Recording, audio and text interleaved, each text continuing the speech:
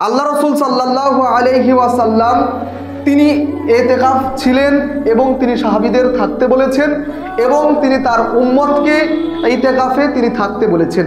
এতেকাফ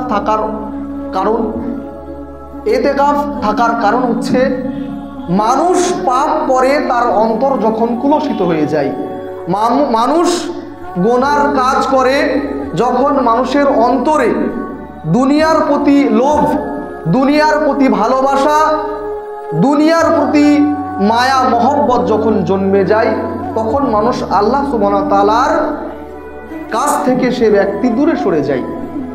ইতিকাফের মাধ্যমে একজন ব্যক্তি দুনিয়া বিরাগী হতে পারে, একজন ব্যক্তি দুনিয়ার সমস্ত মায়া, দুনিয়ার সমস্ত ভালোবাসাকে পরিত্যাগ করে শুধুমাত্র আল্লাহ সুবহানাহু ওয়া তাআলার সাথে কানেক্ট হতে পারে, যার কারণে আল্লাহ রাসূল সাল্লাল্লাহু আলাইহি ওয়াসাল্লাম তিনি নিজে ইতিকাফ থেকেছেন এবং তিনি তার উম্মতকে ইতিকাফ থাকার জন্য তিনি উদ্বুদ্ধ করেছেন।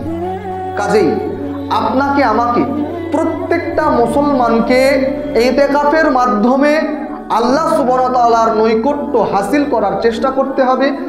ইতিকাফের মাধ্যমে দুনিয়া বিরাগী, দুনিয়ার চাকচিক্য, দুনিয়ার মোহ, দুনিয়ার ভোগ, দুনিয়ার বিলাসিতাকে পরিত্যাগ করে আল্লাহ সুবহানাহু ওয়া তাআলার নিকটবর্তী হওয়ার চেষ্টা হতে হবে।